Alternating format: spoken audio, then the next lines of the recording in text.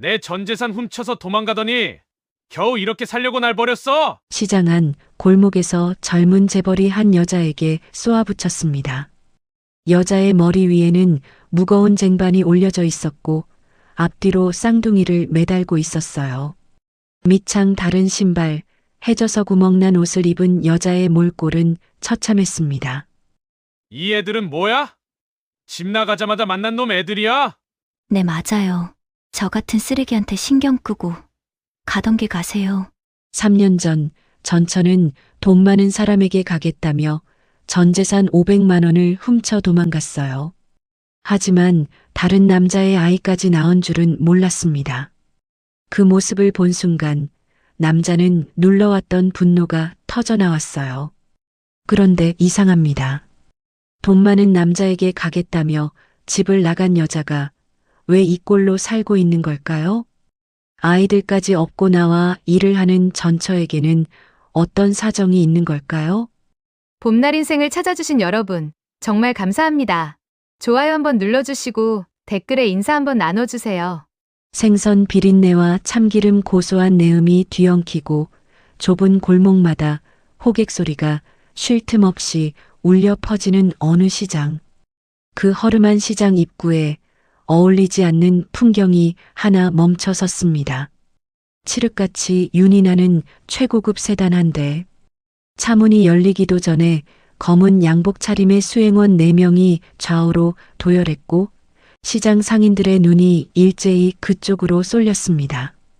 차 안에서 내린 남자는 37, 강진혁이었습니다. 잘 다려진 감색 코트 아래로 맞춤 셔츠가 흐트러짐 없이 매무새를 잡고 있었고 구두는 이 시장 바닥에 한 발자국도 내디딘 적 없는 듯 흠 하나 없이 반들거렸습니다. 눈매는 깊었지만 그 안에 온기라곤 찾아볼 수 없었죠. 3년 만에 업계를 집어삼킨 젊은 회장. 지금 강남 노른자의 땅을 싹쓸이하고 있다는 그 사람이 바로 이 남자였습니다. 회장님, 재개발 부지가 이쪽 B블록부터 시작됩니다. 수행 비서가 태블릿을 들어 보이며 앞장섰고 진혁은 말없이 고개만 한번 끄덕이고는 좁은 골목 안으로 성큼 발을 들였습니다. 그에겐 이 시장이 추억도 감상도 아닌 그저 부지 위에 올라갈 건물의 평수를 계산할 땅덩어리에 불과했으니까요. 양쪽으로 반찬 가게, 건어물 가게, 국밥집 간판들이 다닥다닥 붙어 있었고 머리 위로는 색바랜 천막들이 얼기설기 그늘을 들이우고 있었죠. 수행원들이 앞에서 길을 열며 지나가는 사람들을 양옆으로 밀어냈고 진혁은 양복 소매에 시장 먼지가 묻을세라 한쪽 어깨를 살짝 틀며 걸었습니다. 그때였습니다. 골목이 꺾어 돌아서는 순간 맞은편에서 걸어오던 사람 하나와 정면으로 딱 마주쳤습니다. 아니, 사람이라고 부르기에 그 모습은 너무 처참했습니다. 낡고 구멍난 스웨터를 입은 여인, 발밑을 보면 운동화의 밑창이 거의 다 닳아서 바닥이 시멘트를 직접 긁고 있었습니다. 그런데 진짜 눈을 의심하게 만든 건 그 다음이었습니다. 여인의 머리 위에는 무거운 뚝배기가 올려진 쇠쟁반이 아슬아슬하게 얹혀 있었습니다. 스테인리스 쟁반은 크기만 해도 상당했는데 그 위에 뚝배기와 반찬들이 올려져 있었어요.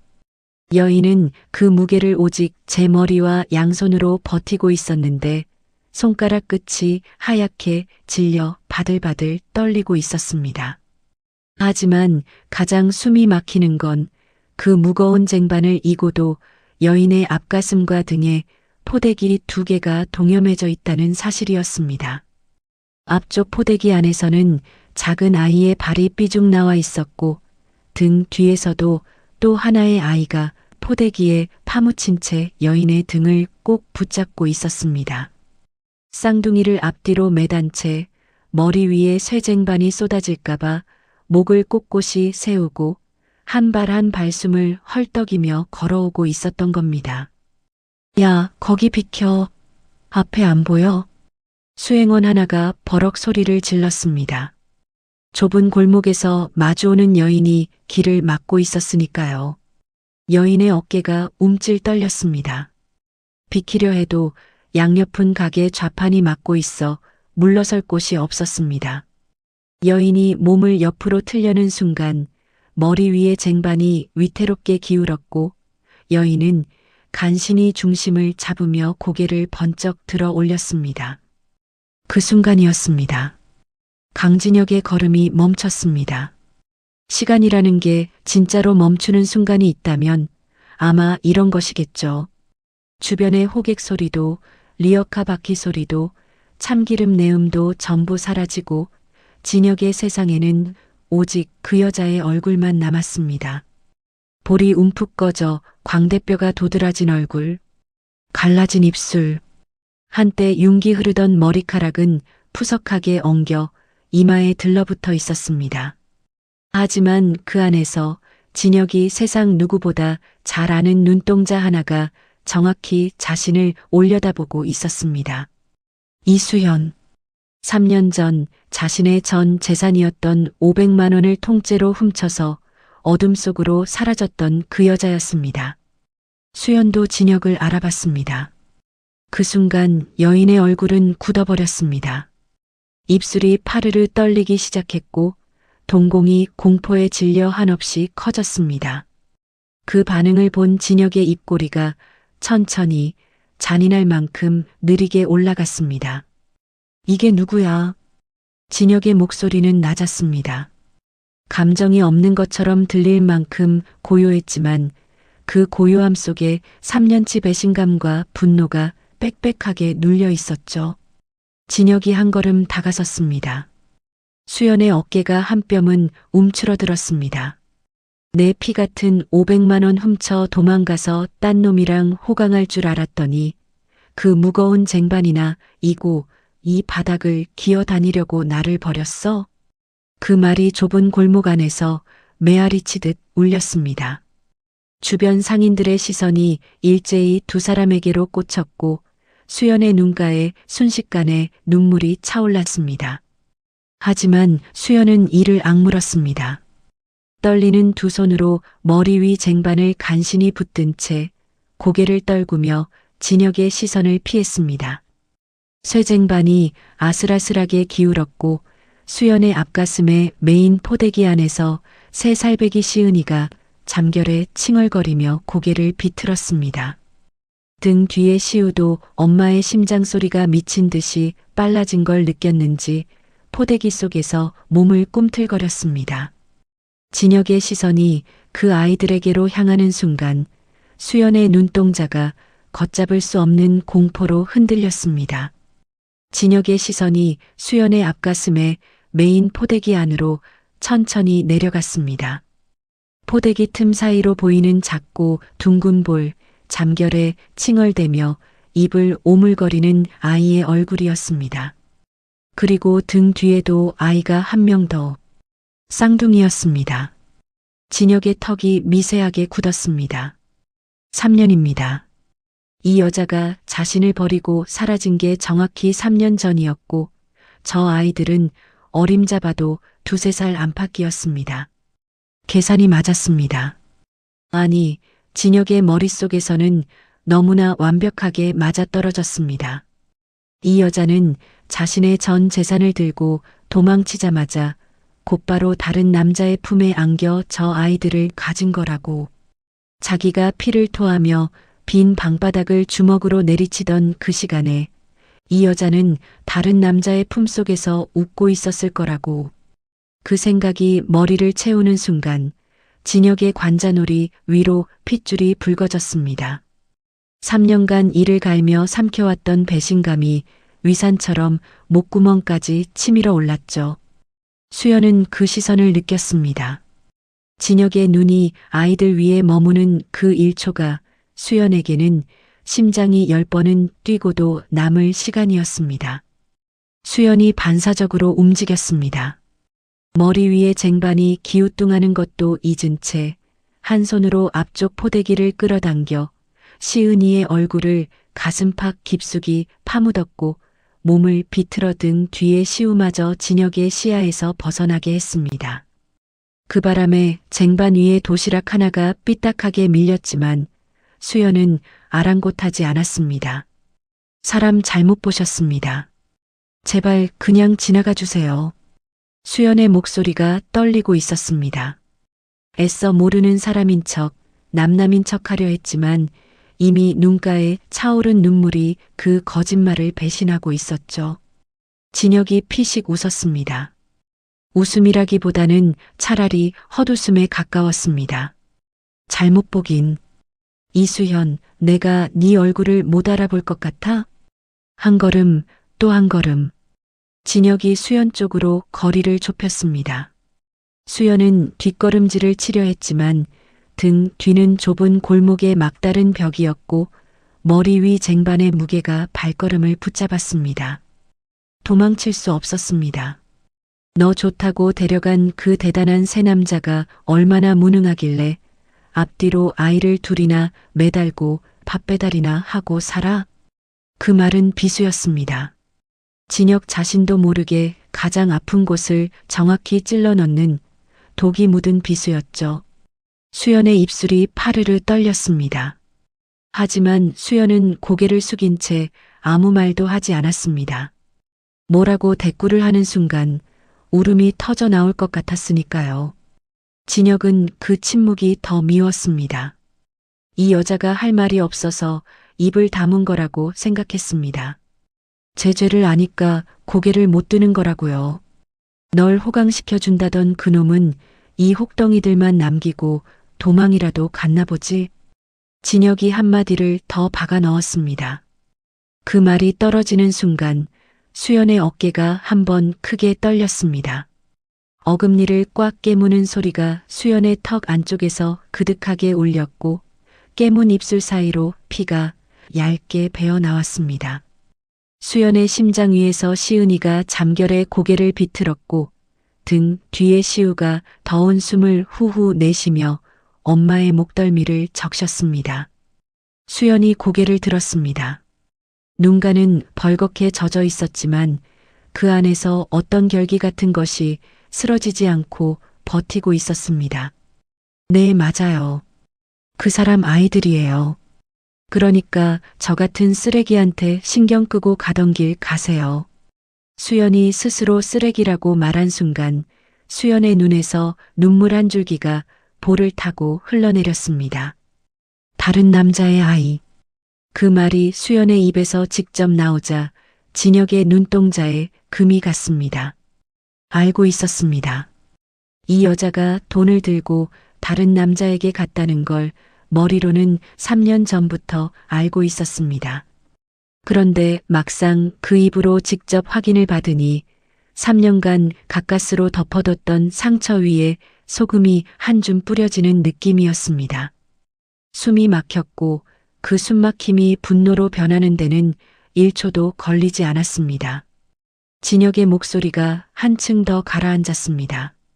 감정을 누르고 있는 게 아니라 감정이 너무 깊어서 바닥을 긁고 있는 목소리였습니다. 모른 척하면 넘어갈 줄 알았어? 네가 훔쳐간 내 돈 500, 이자까지 쳐서 다 받아낼 테니까 그렇게 알아. 그것은 경고가 아니었습니다. 선전포고였습니다. 3년치 도끼가 고스란히 실린 한치의 빈틈도 없는 선전포고. 수연은 더 이상 그 자리에 서 있을 수 없었습니다. 떨리는 다리를 억지로 움직여 진혁의 옆을 비집고 지나갔습니다. 머리 위 쟁반이 위태롭게 흔들렸고 앞에 메인 시은이가 엄마의 격한 움직임에 놀라 울음을 터뜨렸습니다. 시은이의 울음소리가 좁은 골목 안을 가득 채웠지만 수연은 멈추지 않았습니다. 비틀거리면서도 한 발 또 한 발. 쟁반의 무게에 목이 꺾일 듯 휘었지만 이를 악물고 걸었습니다. 진혁은 그 뒷모습을 지켜봤습니다. 비틀거리는 발걸음, 흔들리는 쟁반, 포대기에서 삐져나온 아이의 발. 그 모든 것이 시야에서 완전히 사라질 때까지 진혁은 한 발짝도 움직이지 않았습니다. 회장님, 시찰 일정이 남아 있습니다. 비서의 조심스러운 목소리가 들렸지만 진혁의 귀에는 들어오지 않았습니다. 주먹을 쥔 손에서 마디가 하얗게 솟아올라 있었고 이를 깨무는 소리가 진혁 자신의 턱뼈를 울리고 있었습니다. 3년 만에 다시 본 그 여자는 진혁이 상상했던 모습과 아무것도 같지 않았습니다. 호화로운 아파트에서 새 남자 팔짱을 끼고 웃고 있을 거라 생각했습니다. 얼마 안 되지만 그 돈으로 좋은 옷, 좋은 밥, 좋은 집을 누리며 자기 따위는 까마득히 잊고 살고 있을 거라고요. 그런데 현실은 정반대였습니다. 밑창 다른 신발에 낡아 빠진 옷을 입고 머리에 쇠쟁반을 이고 아이들을 몸에 매단 채 시장 바닥을 돌아다니고 있었습니다. 하지만 그 참혹한 모습이 진혁의 마음을 흔들지는 못했습니다. 아니, 흔들리는 것을 진혁 스스로 허락하지 않았습니다. 동정이 올라오려 할 때마다 수연의 입에서 나왔던 그 한마디가 벽처럼 가로막았으니까요. 네, 맞아요. 그 사람 아이들이에요. 다른 남자의 아이. 그 말 한마디가 진혁의 가슴 한가운데를 관통한 채 빠지지 않고 박혀 있었습니다. 진혁이 돌아섰습니다. 감색 코트 자락이 바람에 펄럭였고 구두 소리가 시장 바닥 위를 건조하게 울렸습니다. 비서실장. 예, 회장님. 저 여자 뒷조사해. 지금 사는 곳, 하는 일, 같이 사는 놈까지 전부 다. 그 목소리에는 감정이 없었습니다. 하지만 비서실장은 알고 있었습니다. 회장님의 목소리에서 감정이 사라졌을 때가 가장 무서운 순간이라는 것을요. 그 남자가 처음부터 저렇게 매서운 사람이었던 건 아닙니다. 3년 전의 강진혁은 지금과 전혀 다른 사람이었습니다. 재벌 회장의 감색 코트도 흠없이 반들거리는 구두도 감정이 증발해버린 그 눈빛도 없었습니다. 3년 전에 진혁에게 있었던 건 해진 면바지 하나, 손때 묻은 노트북 한 대, 그리고 세상에서 단 한 사람, 아내 이수연을 향한 다 못 담을 만큼의 마음뿐이었습니다. 부부가 살던 곳은 도시 외곽의 낡은 연립주택 꼭대기층, 단칸방이었습니다.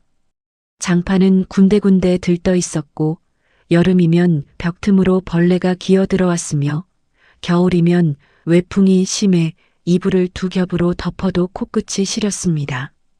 하지만 그 방 안의 공기만큼은 바깥의 어떤 아파트보다 따뜻했습니다. 진혁은 새벽마다 공사장 일용직에 나갔고 밤이면 노트북을 펴놓고 일을 했습니다.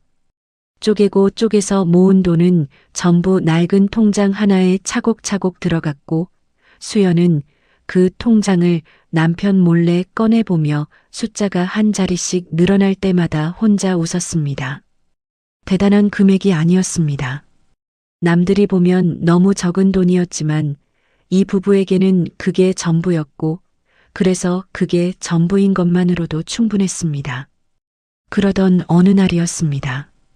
진혁이 공사장에서 돌아오자마자 허름한 현관문을 벌컥 열더니 땀에 절은 얼굴로 수연을 불렀습니다. 손에는 구겨진 봉투 하나가 들려 있었는데 봉투를 펼쳐 보이는 진혁의 손끝이 미세하게 떨리고 있었습니다. 서울의 거대 IT 기업에서 보낸 스카우트 제안서였습니다. 진혁이 밤마다 끙끙대며 만들어 올린 보안 프로그램이 업계에서 눈에 띈 모양이었죠. 제안 조건은 파격적이었습니다. 연봉만 해도 이 부부가 지금껏 만져본 돈을 전부 합친 것보다 많았고 프로젝트가 성공하면 지분 참여까지 가능하다는 내용이 깨알 같은 글씨로 빼곡히 적혀 있었습니다. 수연이 제안서를 읽는 동안 진혁은 불안한 눈으로 아내의 표정만 살폈습니다. 수연의 눈이 점점 커지더니 이윽고 종이를 든 손이 파르르 떨리기 시작했습니다. 하지만 제안서 맨 끝에 적힌 단서 하나가 수연의 눈길을 붙잡았습니다. 국가보안 등급 프로젝트로 참여 기간 3년간 외부 연락 및 가족 동반이 원칙적으로 불가합니다. 그 한 줄을 읽는 수연의 표정이 미묘하게 흔들렸습니다. 3년. 그 시간이 이 부부에게 의미하는 무게는 남들과 달랐습니다. 1년 전쯤 수연의 뱃속에 첫 아이가 찾아왔을 때 진혁은 기쁨에 겨워 한동안 잠을 이루지 못했습니다. 허름한 단칸방 안에서 둘이 마주 앉아 아이 이름을 짓겠다고 밤새 종이에 이것저것 끄적이던 밤이 있었습니다. 수연이 웃으면 진혁이 따라 웃었고 진혁이 엉뚱한 이름을 말할 때마다 수연이 배를 잡고 깔깔거렸습니다. 그때가 이 부부에게 가장 환한 시절이었을 겁니다. 그런데 하늘은 이 부부에게 그 환한 시절조차 오래 허락하지 않았습니다. 어느 날 진혁이 공사장에서 일하는 사이 수연은 혼자 방에서 극심한 복통에 시달리다 쓰러졌습니다. 119가 왔을 때는 이미 너무 늦은 뒤였고 영양 부족과 무리한 몸 관리 속에서 세상빛도 보지 못한 작은 생명이 수연의 곁을 떠났습니다. 병원 복도에서 소식을 전해 들은 진혁은 벽에 이마를 박고 소리 없이 울었고 수연은 텅 빈 눈으로 천장만 바라보며 열흘을 누워 있었습니다. 그 뒤로 진혁에게는 한 가지 주문 같은 다짐이 가슴팍에 박혔습니다. 다시는 이 사람을 혼자 두지 않겠다는 것. 무슨 일이 있어도 어떤 기회가 와도 이 사람 곁을 비우지 않겠다는 것.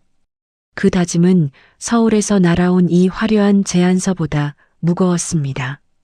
수연이 제안서에서 눈을 떼며 진혁을 올려다봤습니다.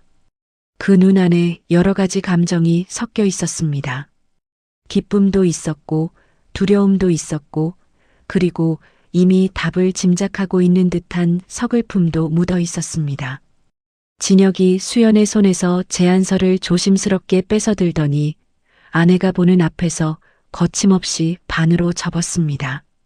그리고 한 번 더, 또 한 번 더, 4번을 접어 주먹만 한 크기로 만든 제안서를 구석의 쓰레기통에 정확하게 던져 넣었습니다. 수연이 화들짝 놀라며 소리쳤습니다. 지금 뭐 하는 거냐고, 이런 기회가 어디서 또 오겠냐고. 하지만 진혁은 아내의 양 어깨를 잡고 눈을 맞추며 한 글자도 흔들림 없는 목소리로 말했습니다. 수연아, 나 서울 안 가. 수연의 입술이 달싹거렸지만 진혁이 먼저 말을 이었습니다. 낡은 선반 위에서 통장 하나를 꺼내 수연의 손에 쥐어줬습니다. 표지가 너덜너덜해진 통장, 잔액 500만 원. 새벽마다 공사장에서 벽돌을 나르고 밤마다 졸음을 참으며 코딩을 해서 조금씩 쌓아 올린 돈이었습니다. 이 돈으로 우리 동네에 작은 컴퓨터 수리점 하나 낼 거야. 크게 벌 순 없겠지만 우리 둘이 밥은 굶지 않을 만큼은 될 거야. 진혁이 수연의 손을 통장째로 감싸주며 말했습니다. 당신 혼자 두고 서울 가서 출세하면 그게 무슨 소용이야. 나는 평생 네 옆에 있을 거야. 그러니까 걱정 마. 수연의 눈에서 눈물이 왈칵 쏟아졌습니다. 입을 손등으로 틀어막았지만 소용이 없었습니다.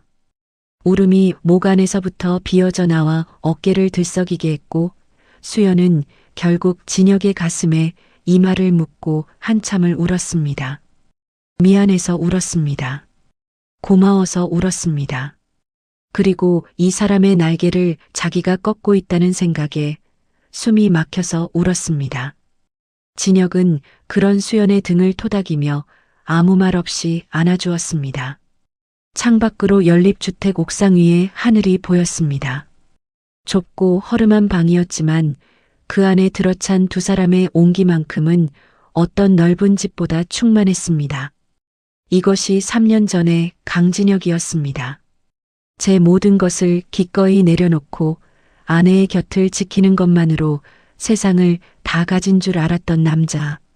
지금 시장 골목에서 전철을 향해 독을 내뱉던 그 얼음 같은 남자의 아내. 한때 이토록 따뜻한 심장이 뛰고 있었다는 걸 아는 사람은 이제 이 세상에 이수연밖에 남지 않았습니다. 그리고 바로 그 따뜻함이 수연을 가장 잔인한 선택으로 내몰게 됩니다. 진혁이 스카우트 제안서를 쓰레기통에 던져 넣은 날로부터 며칠 뒤의 일이었습니다. 수연의 몸이 이상했습니다. 아침마다 속이 뒤집히듯 울렁거렸고 평소보다 몸이 천근만근 무거워서 빨래를 널다가도 주저앉곤 했습니다. 수연은 대수롭지 않게 여겼습니다. 요즘 끼니를 제대로 못 챙긴 탓이려니 환절기에 체한거려니 하고 넘겼죠. 진혁에게 걱정을 끼치기 싫었습니다. 이 사람은 자기 때문에 서울행까지 접은 사람이니까 몸이 좀 무겁다는 말 한마디에도 공사장을 빠지고 달려올 게 뻔했으니까요. 하지만 사흘째 아침 세수를 하다 세면대 앞에서 그대로 무릎이 꺾이는 어지럼증이 왔을 때 수연은 더 이상 버틸 수가 없었습니다.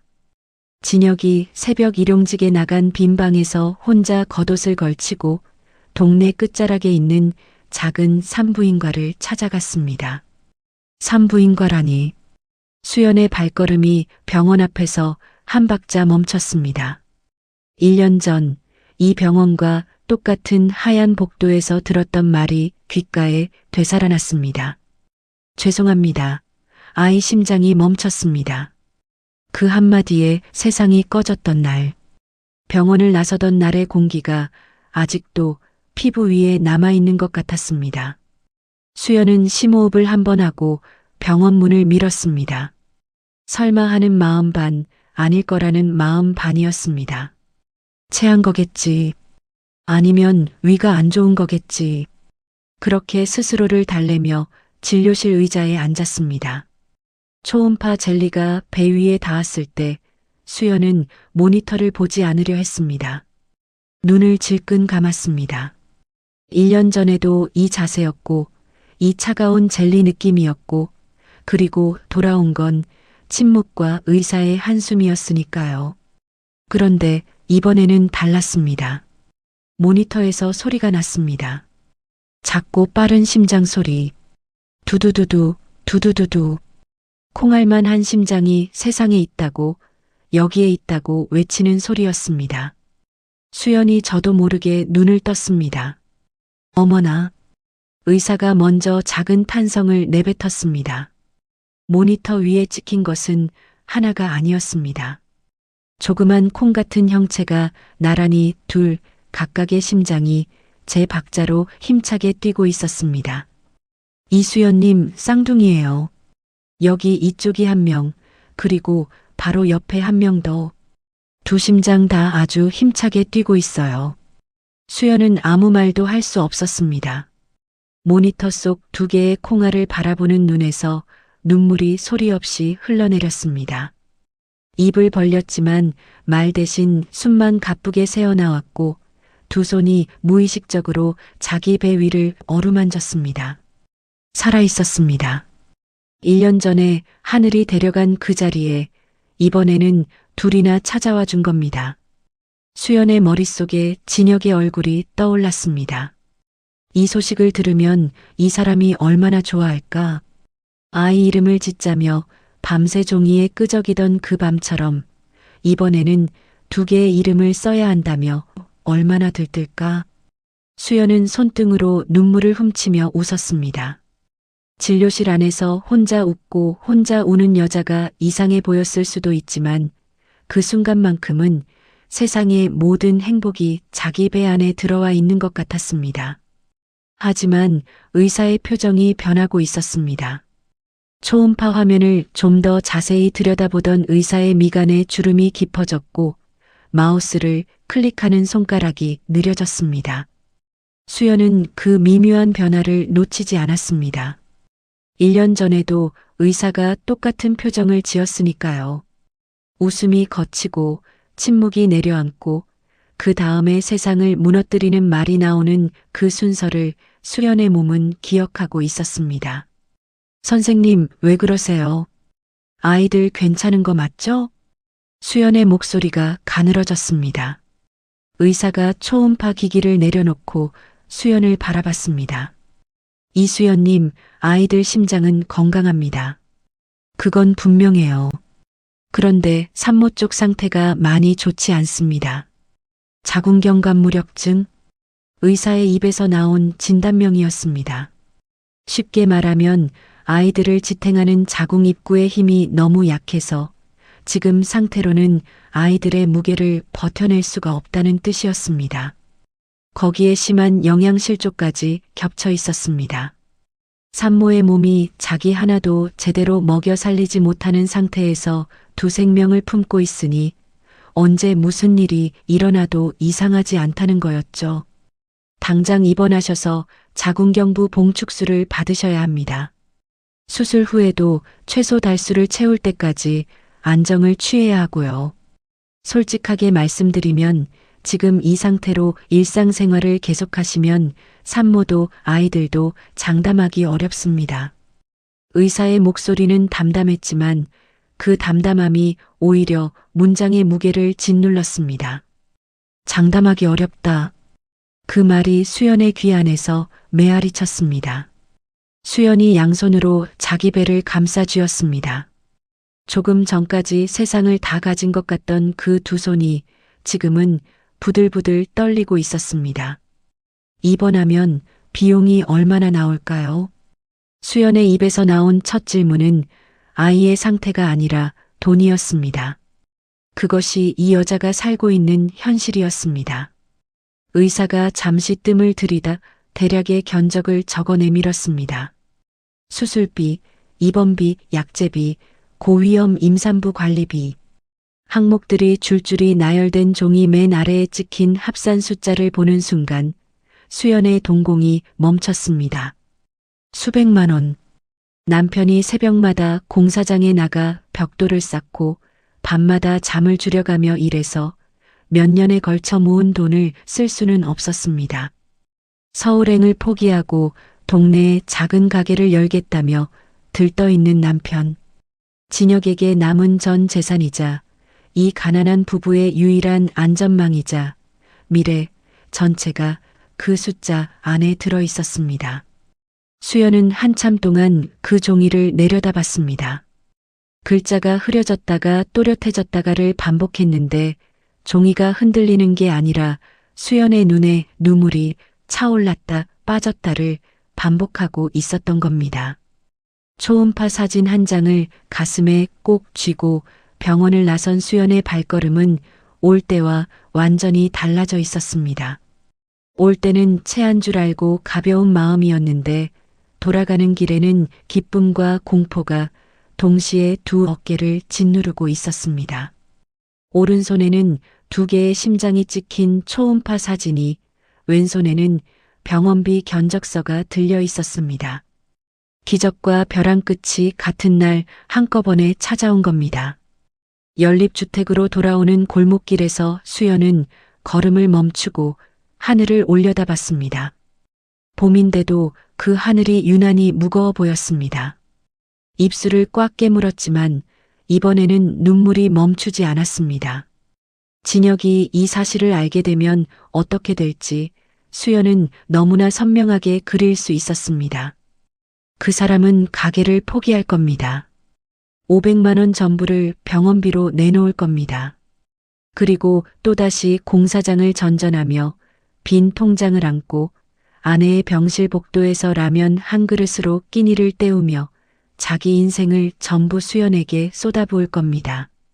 서울도 가게도 미래도 전부 놓아버리고요. 그게 강진혁이라는 사람이니까요. 수연은 그걸 누구보다 잘 알았고 그래서 누구보다 두려웠습니다. 그날 밤 수연은 잠들지 못했습니다. 진혁은 내일 아침 가게를 가계약을 하러 간다며 오랜만에 편한 얼굴로 잠들어 있었습니다. 평소보다 일찍 씻고 내일 입을 옷까지 개어놓고 이부자리에 누우면서 혼잣말처럼 중얼거렸죠. 내일부터 진짜 시작이다.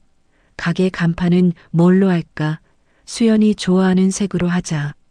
그 목소리가 잠결에 점점 흐려지다 고른 숨소리로 바뀌었고 수연은 그 숨소리를 옆에 누워 한참 동안 들었습니다. 남편의 잠든 얼굴을 바라봤습니다. 공사장 일에 거칠어진 손, 햇볕에 그을린 목덜미, 그래도 잠들 때만큼은 아이처럼 편안해지는 눈가의 주름. 수연은 손을 뻗어 진혁의 이마 위로 흘러내린 머리카락을 살며시 쓸어 올렸습니다. 손끝이 닿는 순간 눈물이 차올랐지만 수연은 소리를 죽였습니다. 이 사람을 깨울 수는 없었으니까요. 수연의 머릿속에서는 하루 종일 같은 계산이 끝없이 돌고 있었습니다. 내일 아침 진혁이 가게 가계약금을 치르면 500만 원은 거기로 묶입니다. 그 뒤에 임신 사실을 알리면 진혁은 위약금을 물고서라도 계약을 깨고 그 돈을 병원비로 돌릴 겁니다.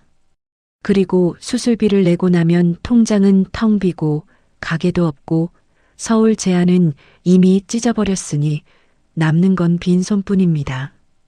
그 빈손으로 진혁은 다시 공사장에 나갈 거고 또 몇 년을 허리가 휘도록 벽돌을 나를 거고 수연의 병실비와 아이들 분유값을 대느라 자기 밥은 굶을 겁니다.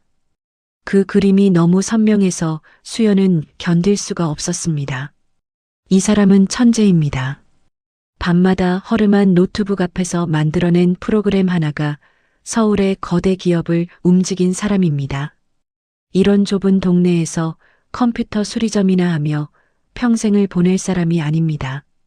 그런데 이 사람의 발목을 잡는 건 언제나 자기였습니다. 첫 아이를 유산했을 때도 서울행을 포기했을 때도 이 사람의 선택지 한가운데에는 항상 짐덩어리 같은 자기가 놓여 있었습니다. 수연은 배 위에 손을 얹었습니다. 아직 티도 나지 않는 납작한 배 안에 2개의 심장이 뛰고 있었습니다. 이 아이들을 살리려면 돈이 필요합니다. 하지만 그 돈을 쓰는 순간 이 사람의 미래는 또다시 사라집니다. 아이들을 살리면서 동시에 이 사람을 날아오르게 할 방법. 수연은 밤새 그 답을 찾으려 했고 결국 찾아낸 답은 단 하나뿐이었습니다. 자신이 악녀가 되는 것, 남편이 자기를 미워하게 만드는 것, 이를 갈게 만드는 것, 다시는 돌아보지 않게 만드는 것. 그래야 이 사람이 자기한테 발목 잡히지 않고 서울로 갑니다. 자기한테 퍼부을 분노와 배신감이 독이 되어 그 도끼로 어떻게든 살아남을 테니까요. 이 사람은 그런 사람이니까요. 무너지면 주저앉는 게 아니라 이를 악물고 일어서는 사람이니까요. 수연은 조용히 이부자리에서 빠져나왔습니다. 부엌 찬장 위 낡은 서랍을 열었습니다. 어둠 속에서 손끝으로 더듬어 무언가를 꺼냈습니다. 이 안에 500만 원이 들어 있었습니다. 진혁이 새벽마다 공사장에서 흘린 땀, 밤마다 모니터 앞에서 버틴 시간, 추운 겨울에 점퍼 하나 사입는 것도 아까워하며 쌓아 올린 돈이었습니다. 내일 가계약을 하기 위해 낮에 은행에 가서 바꾸어둔 돈다발이 쌓여 있었어요. 수연의 손이 떨렸습니다. 이 돈을 들고 나가는 순간 자기는 남편의 전 재산을 훔쳐 달아난 도둑이 되는 겁니다. 하지만 수연은 그 돈을 품 안에 넣었습니다. 그리고 식탁 위에 앉아 메모지를 한 장 꺼냈습니다. 펜을 쥔 손이 글씨를 쓰지 못하고 한참을 허공에 머물렀습니다. 첫 글자를 적는데 얼마나 걸렸는지 모릅니다. 수연의 눈에서 흘러내린 눈물이 메모지 위에 떨어져 종이가 울퉁불퉁하게 불었지만 수연은 그 위에 펜을 눌러 글씨를 써내려갔습니다. 난 구멍가게 사장 마누라로 썩기 싫어. 돈 많은 남자한테 갈 테니 잘난 너는 서울이나 가버려. 수연이 쓴 건 그 2줄이 전부였습니다. 더 쓰면 거짓말이 무너질 것 같았으니까요. 한 글자라도 더 적으면 진짜 마음이 새어나올 것 같아서 가장 독하고 가장 짧은 문장만 남기고 펜을 놓았습니다. 수연은 메모지를 식탁 한가운데 놓고 잠든 진혁을 마지막으로 한번 돌아봤습니다. 이불 밖으로 삐져나온 진혁의 손이 보였습니다. 거칠고 굳은 살이 박이고 손톱 밑에 시멘트 가루가 낀 그 손. 그 손이 퇴근할 때마다 수연의 머리카락을 쓸어 넘겨주던 손이었습니다. 라면을 끓여주던 손이었습니다. 첫 아이를 잃은 날 밤 수연의 등을 밤새 토닥여주던 손이었습니다. 수연이 입술을 깨물었습니다. 소리가 날까봐 손으로 입을 틀어막고 어깨를 잔뜩 웅크린 채 문 앞에서 한참을 서 있었습니다. 한 발만 내디디면 이 방을 영영 나서게 되는 거였습니다. 이 사람의 아내가 아니라 이 사람의 전 재산을 훔쳐 달아난 파렴치한 여자가 되는 거였습니다. 수연은 배 위에 손을 한번 얹고 소리 없이 입을 움직였습니다. 엄마가 꼭 지켜줄게. 그리고 문을 열고 나갔습니다. 아무 소리도 내지 않고 낡은 현관문이 닫히는 소리마저 두 손으로 잡아주기며 새벽 어둠 속으로 사라졌습니다. 다음 날 아침 진혁은 유난히 기분 좋게 눈을 떴습니다. 오늘이 가게약 날이었으니까요. 수연에게 같이 가게 보러 가자고 말하려다 옆자리가 비어 있는 걸 보고 부엌을 두리번거렸습니다. 화장실도 베란다도 어디에도 수연은 없었습니다. 그때 식탁 위에 놓인 메모지 한 장이 눈에 들어왔습니다. 종이가 울퉁불퉁하게 불어 있었고 군데군데 잉크가 번져 있었습니다. 진혁은 아무 생각 없이 그 종이를 집어들었습니다. 두 줄을 읽는데 3초가 걸렸습니다. 그리고 그 두 줄의 의미가 머리에 닿는 데는 10초가 더 걸렸습니다. 진혁이 서랍을 열었습니다. 돈이 없었습니다. 옷장을 열었습니다. 수연의 옷이 없었습니다. 신발장을 봤습니다. 수연의 낡은 운동화가 없었습니다. 진혁의 손에서 메모지가 바닥으로 떨어졌습니다. 무릎에 힘이 풀려 그 자리에 주저앉았습니다. 눈앞이 하얘졌다가 시뻘겋게 물들었다가를 반복했고 심장이 가슴 밖으로 튀어나올 것처럼 미친 듯이 뛰었습니다. 500만 원. 전 재산입니다. 새벽마다 일어나 공사장에 가고 밤마다 잠을 줄여가며 코드를 짜고 겨울에 점퍼 한 벌 사는 것도 참으며 이 사람과 함께 미래를 짓기 위해 벽돌처럼 한 장 한 장 쌓아 올린 전부였습니다. 그 전부를 이 사람이 가지고 갔습니다. 돈 많은 남자한테 간다는 두 줄짜리 편지만 남기고요. 진혁은 바닥에 주저앉은 채로 한참을 움직이지 못했습니다. 눈물도 나오지 않았습니다. 너무 아프면 울음이 안 나온다는 걸 진혁은 그때 처음 알았습니다. 가슴 한가운데가 텅 빈 것 같은데 그 빈 곳에서 쉴 새 없이 뜨거운 것이 치밀어 올라 목구멍을 태웠습니다. 얼마나 지났는지 모릅니다. 진혁은 일어섰습니다. 그리고 부엌 구석에 있는 쓰레기통 앞에 섰습니다. 며칠 전 자기가 직접 4번을 접어 던져넣은 서울 스카우트 제안서가 아직 그 안에 구겨진 채 들어 있었습니다. 진혁이 쓰레기통에 손을 넣어 그 종이를 꺼냈습니다. 구겨지고 접힌 자국이 사방에 나 있었지만 안의 글자는 읽을 수 있었습니다. 진혁은 그 제안서를 한참 내려다봤습니다. 그리고 고개를 들어 텅 빈 방 안을 둘러봤습니다. 수연의 흔적이 지워진 방, 체온도 목소리도 냄새도 남아있지 않은 방, 이 방에서 같이 늙어가자고 했던 사람이 자취를 감춘 방, 진혁의 눈에서 뜨거운 것이 한 줄기 흘러내렸습니다. 하지만 그 눈물은 슬픔이 아니었습니다. 배신감이 불에 타서 흘러내리는 재 같은 것이었습니다. 진혁은 제안서를 주먹 안에 쥐었습니다. 종이가 구겨지는 소리가 조용한 방 안에서 유난히 크게 울렸습니다.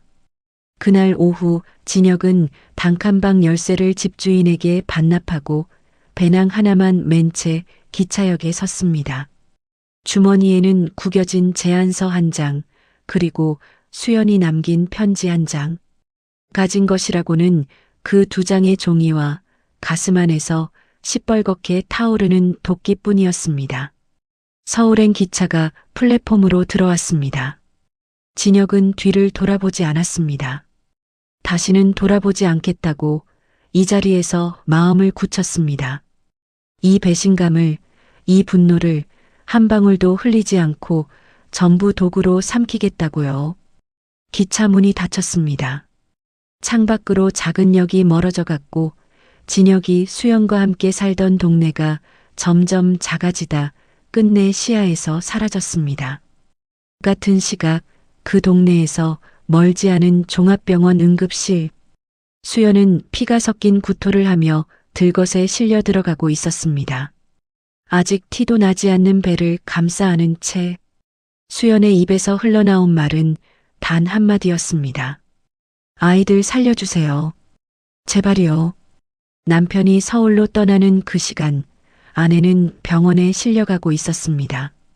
같은 하늘 아래 두 사람은 정반대의 방향으로 찢겨져 나갔습니다. 한 사람은 도끼를 품고 한 사람은 피를 쏟으며. 그로부터 3년이 흘렀습니다. 3년이면 사람이 변하기에 충분한 시간이고 강진혁은 충분한 정도가 아니라 완전히 다른 사람이 되어 있었습니다. 서울행 기차에서 구겨진 제안서를 주먹에 쥐고 이를 갈던 흑수저 청년은 사라졌고 그 자리에 IT 업계를 통째로 뒤흔든 젊은 회장이 서 있었습니다. 진혁이 개발한 보안 시스템은 업계의 판도를 바꿨습니다. 3년간의 합숙 기간 동안 진혁은 잠을 줄이고 밥을 줄이고 사람과의 관계마저 줄여가며 오직 코드 앞에만 앉아 있었습니다. 동료들이 주말에 쉴 때 진혁은 새벽까지 모니터를 붙잡았고 누군가 걱정 어린 눈으로 쉬라고 말하면 진혁은 웃지도 않고 고개만 저었습니다.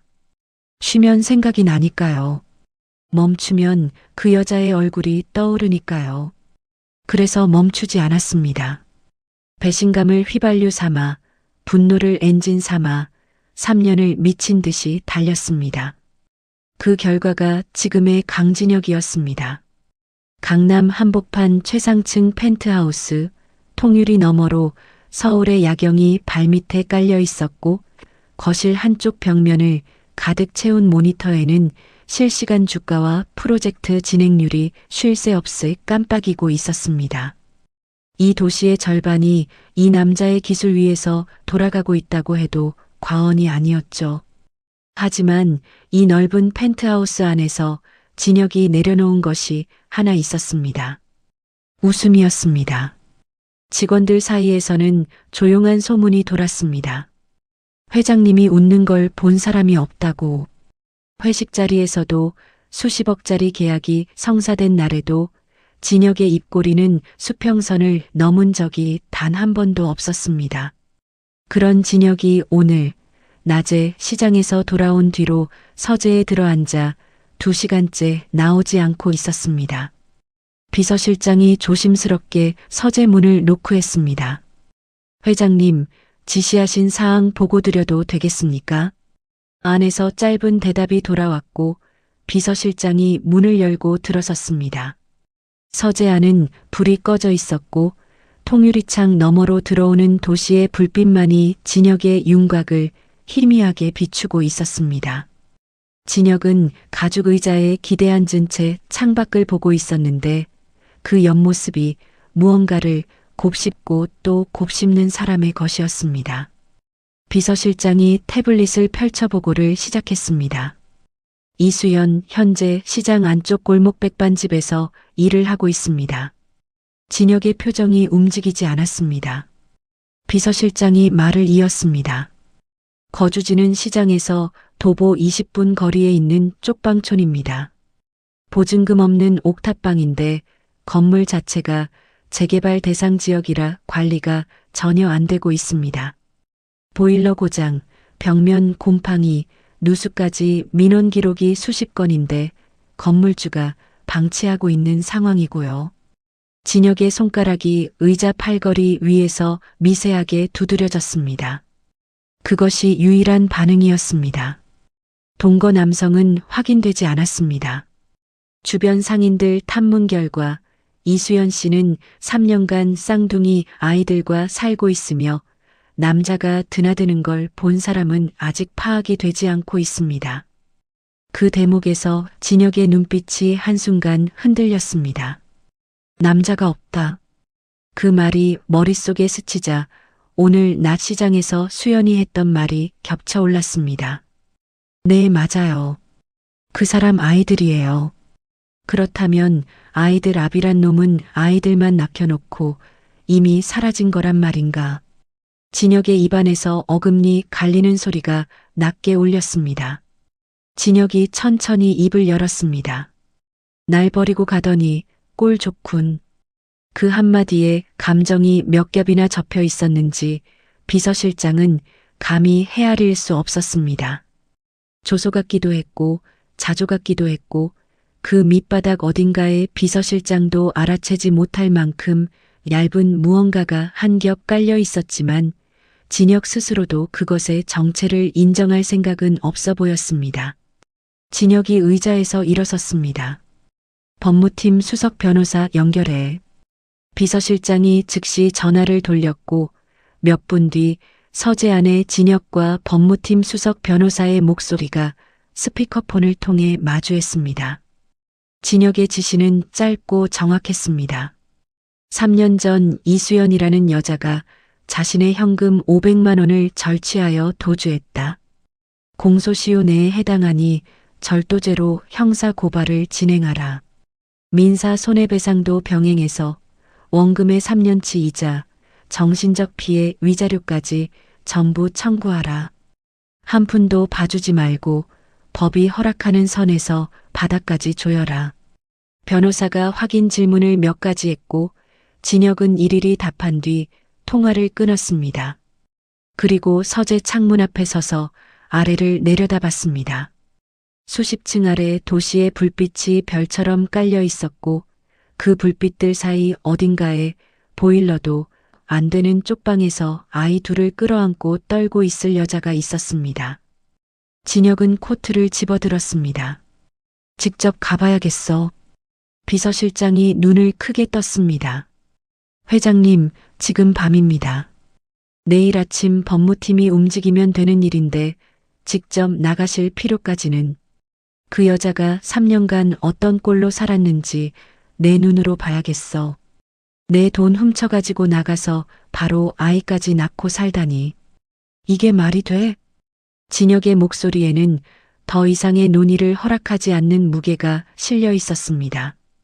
비서실장은 입을 다물고 경호팀의 출동 지시를 내렸습니다. 검은색 세단 2대가 펜트하우스 지하 주차장을 빠져나갔습니다. 강남의 번쩍이는 네온을 뒤로하고 차는 점점 어두운 골목으로, 더 어두운 골목으로 들어갔습니다.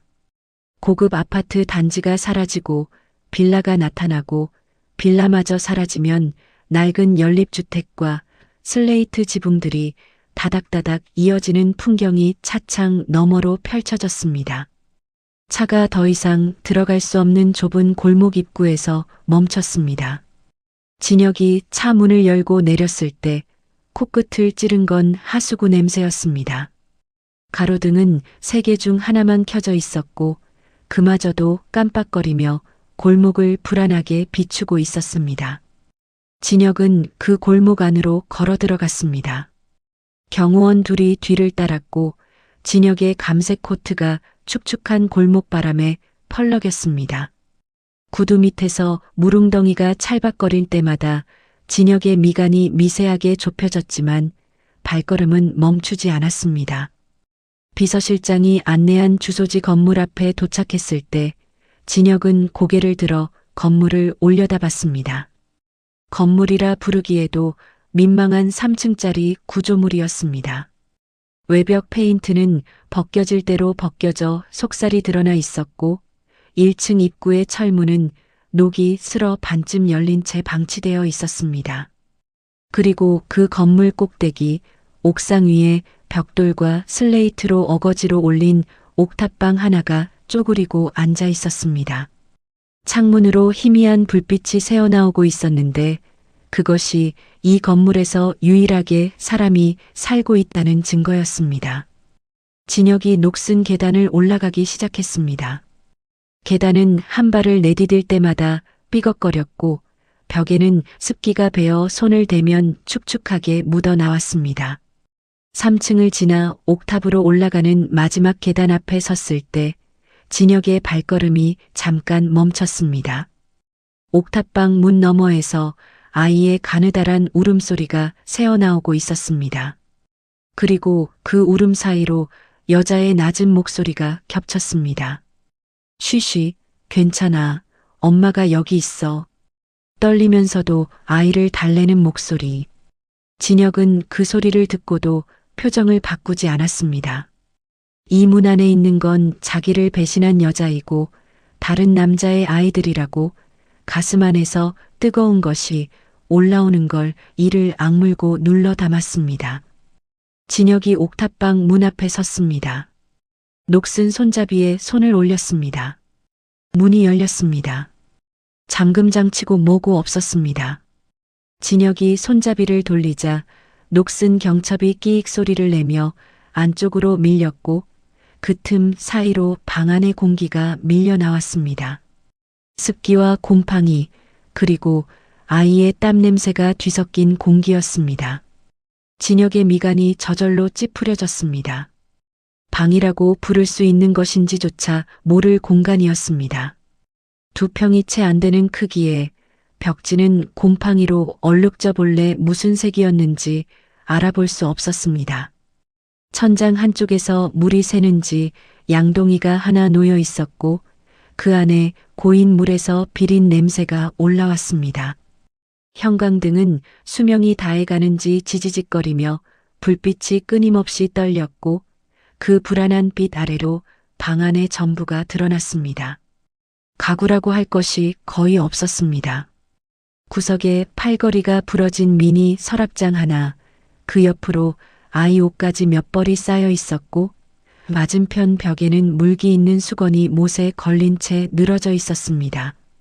싱크대라고 부르기에도 민망한 작은 개수대에 젖병 2개가 엎어져 있었는데 그 옆에 놓인 분유통은 바닥을 긁어 담아도 한 숟가락이나 남았을까 싶을 만큼 비어 있었습니다.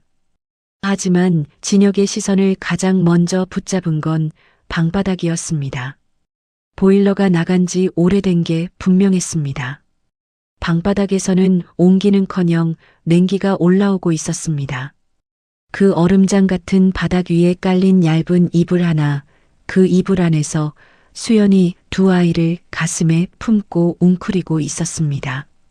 수연의 상태는 낮 시장에서 봤을 때보다 더 나빠져 있었습니다. 얼굴이 벌겋게 달아올라 있었는데 그건 열이 아니라 아이들의 열이었습니다.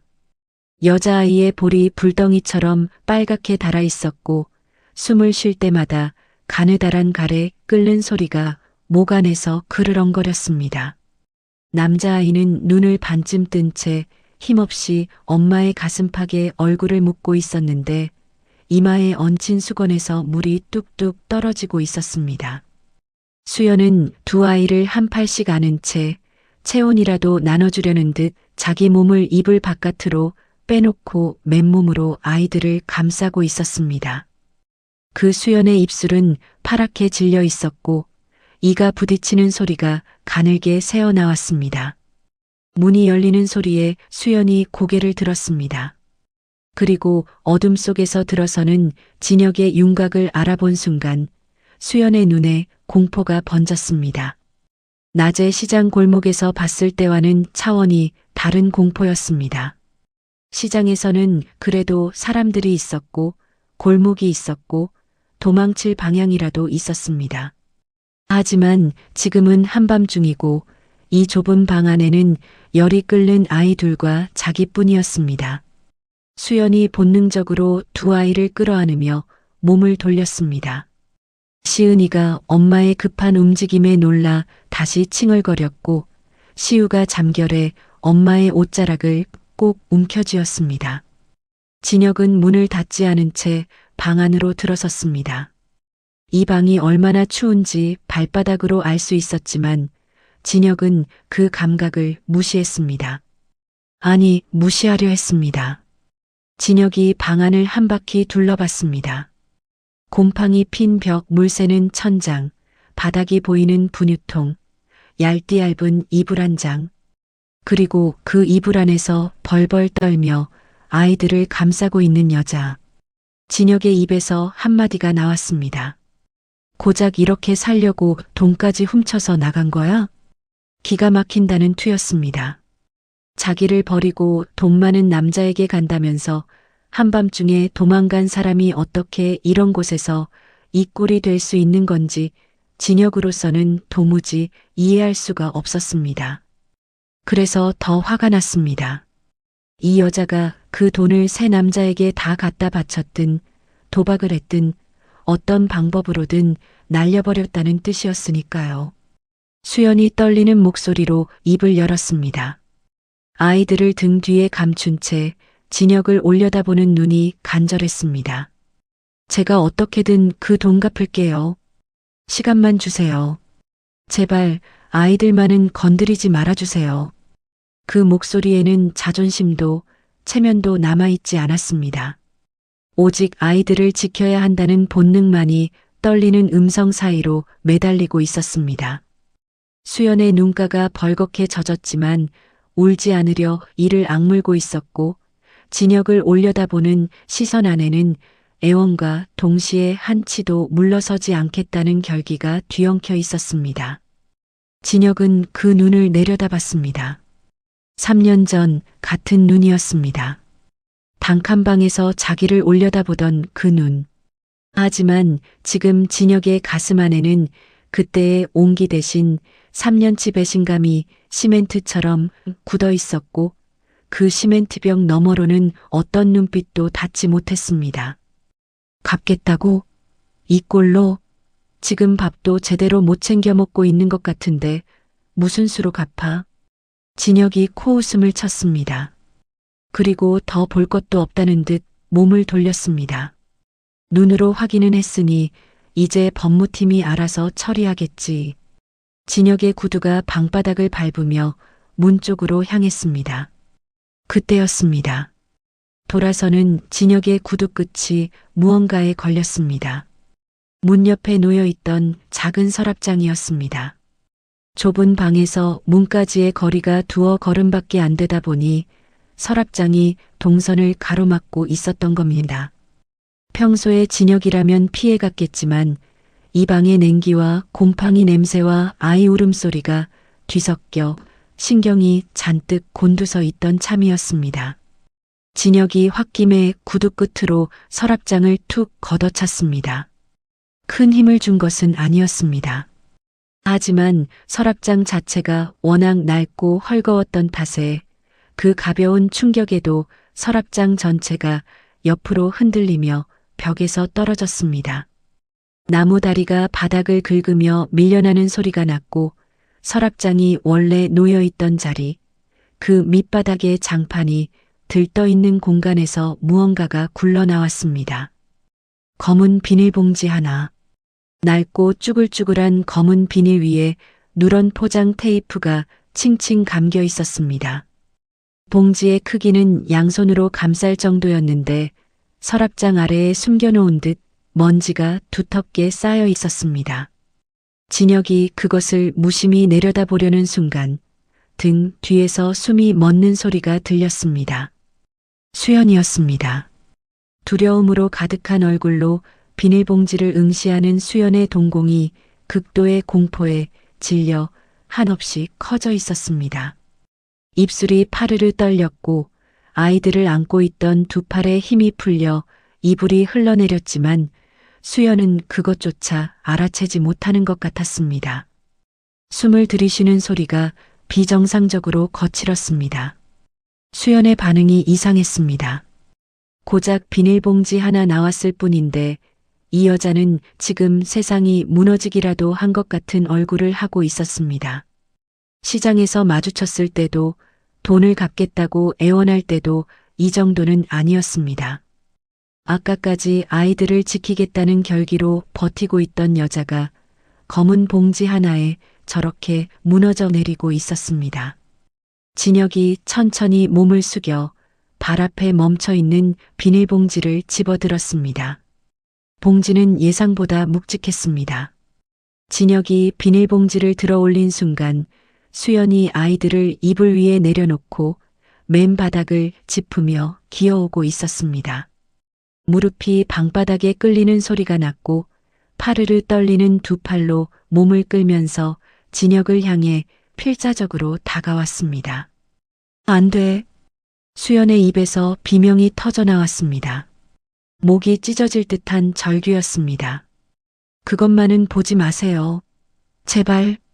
수연이 바닥을 기어 진혁의 발 앞까지 다다랐고 떨리는 두 손으로 진혁의 손에 들린 비닐봉지를 낚아채려 했습니다. 손톱이 비닐 위를 긁었지만 테이프가 칭칭 감긴 봉지는 미끄러져 빠져나갔고 수연은 허공을 움켜쥔 채 다시 팔을 뻗었습니다. 진혁이 한 발 뒤로 물러서며 봉지를 수연의 손이 닿지 않는 높이로 올렸습니다. 그래도 수연은 포기하지 않았습니다. 엎어진 채로 진혁의 바짓단을 움켜쥐며 매달렸습니다. 제발요, 제발, 그것만은 제발. 같은 말을 반복하는 수연의 목소리가 점점 갈라지고 있었습니다.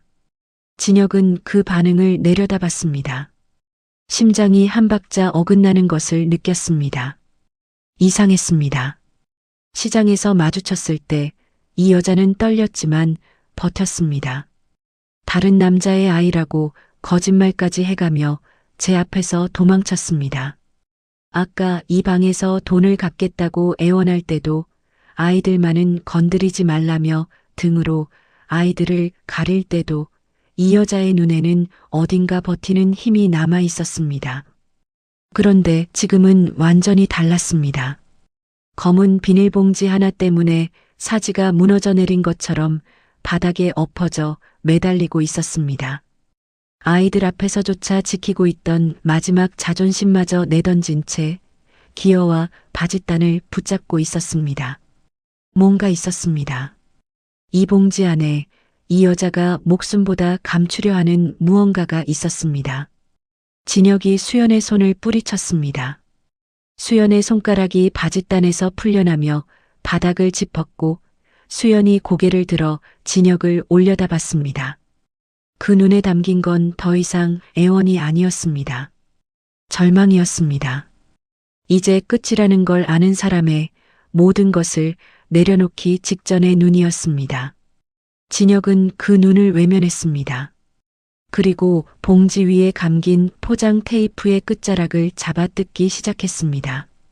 오래된 테이프여서 접착력이 약해져 있었고 한 겹을 벗기자 그 아래 또 한 겹, 또 한 겹이 나왔습니다. 누군가 여러 번 겹겹이 감아놓은 흔적이었습니다. 하나라도 더 단단히, 하나라도 더 깊이 숨기려는 듯한 집착이 테이프의 두께에 고스란히 남아 있었습니다. 마지막 테이프 한 겹이 벗겨지고 진혁이 비닐을 찢었습니다. 방 안의 시간이 멈췄습니다. 비닐 안에서 나온 것은 낡은 지퍼백이었고 그 지퍼백 안에 들어있는 것은 돈이었습니다. 5만 원권 지폐 뭉치, 은행 띠지로 묶인 다발이 빈틈없이 쌓여 있었는데 띠지 위에 찍힌 날짜가 진혁의 눈에 들어온 순간 숨이 멎었습니다. 3년 전의 날짜였습니다. 진혁은 그 띠지를 알고 있었습니다. 자기가 직접 은행에 가서 받아왔으니까요. 가게 가계약금으로 쓰려고 통장에 전액을 현금으로 인출하면서 은행 창구에서 다발로 묶어주세요라고 부탁했던 게 바로 이 돈이었습니다. 띠지 위에 파란 볼펜으로 500이라고 자기 손으로 적었던 것까지 그대로 남아 있었습니다. 그날 집에 돌아와 서랍에 넣어두었고 다음 날 아침 이 돈은 수연과 함께 사라졌습니다. 그 돈이 지금 눈앞에 있었습니다. 띠지가 뜯기지 않은 채였습니다. 한 장도 빠져나간 흔적이 없었습니다. 지폐 위에 먼지가 앉아 있었고 가장자리가 미세하게 누렇게 발해 있었습니다. 3년이라는 세월이 그 위에 고스란히 내려앉아 있었습니다. 이 돈은 수연이 가지고 간 그날 이후로 단 한 번도 이 봉지 밖으로 나온 적이 없었습니다. 진혁의 손에서 미세한 떨림이 시작됐습니다. 이해할 수 없었습니다. 이 여자는 분명히 이 돈을 훔쳐갔습니다. 돈 많은 남자한테 간다며 이 돈을 가지고 사라졌습니다. 그런데 그 돈이 3년이 지나도록 쓰이지 않은 채 이 얼음장 같은 쪽방의 서랍장 밑바닥에 파묻혀 있었습니다. 진혁이 고개를 돌려 방안을 다시 봤습니다. 아까는 분노의 필터를 통해 봤던 방이 지금은 전혀 다른 의미로 다가왔습니다. 곰팡이 핀 벽, 물 새는 천장, 바닥이 보이는 분유통, 밑창 다른 신발, 손 빠진 점퍼, 보일러도 나간 방바닥에서 열이 끓는 아이들을 맨몸으로 감싸고 떨던 여자. 500만 원이 있었습니다. 분유를 살 수 있었습니다. 보일러를 고칠 수 있었습니다. 아이들이 열이 나면 병원에 데려갈 수 있었습니다. 이 지옥 같은 쪽방을 나가 보증금이라도 있는 방을 구할 수 있었습니다. 500만 원이면 가능했는데 이 여자는 그 돈을 한 푼도 쓰지 않고 비닐봉지에 싸서 서랍장 밑에 파묻어두고 있었습니다. 아이들이 배가 고파 울어도 안 꺼냈습니다. 분유가 떨어져 갈 때도 안 꺼냈습니다. 보일러가 꺼진 한겨울에도 밑창이 다 다른 신발로 시장 바닥을 걸을 때도 머리 위에 쇠쟁반을 이고 앞뒤로 아이들을 매달며 하루 2만 원에 목숨을 갈아 넣을 때도 이 돈에는 손끝 하나 되지 않았습니다. 왜? 진혁의 머릿속에서 그 한 글자가 폭탄처럼 터졌습니다. 이게 왜 여기 있어? 진혁의 목소리가 갈라졌습니다. 3년간 유지해온 냉정함의 표면에 처음으로 금이 가는 소리였습니다. 밥 굽는 애들을 두고 왜 이 돈을 한 푼도 안 쓰고 썩히고 있어? 고함이었습니다. 이 좁은 방 안을 가득 채우는 통제력을 잃은 고함이었습니다. 잠결에 칭얼거리던 시은이가 그 소리에 놀라 울음을 터뜨렸고 시우가 이불 속에서 몸을 움츠렸습니다. 수연은 바닥에 엎어진 채 대답하지 못했습니다. 어깨만 미세하게 떨리고 있었고 바닥에 닿은 이마 아래로 눈물이 흘러 장판 위에 작은 얼룩을 만들고 있었습니다. 진혁은 답을 기다렸습니다. 하지만 수연의 입에서는 아무 말도 나오지 않았습니다. 그 침묵이 진혁의 귓속에서 윙윙거리며 울렸고 손에 쥔 500만 원 뭉치가 천근만근의 무게로 손바닥을 짓눌렀습니다. 3년간 한치의 의심 없이 믿어왔던 이야기에 균열이 가기 시작했습니다. 진혁의 손이 떨리고 있었습니다. 대답을 기다렸지만 수연은 바닥에 엎어진 채 아무 말도 하지 않았고 방 안에는 시은이의 가느다란 울음소리와 진혁의 거친 호흡만이 교대로 울리고 있었습니다. 그때 진혁의 손에서 돈뭉치가 미끄러졌습니다.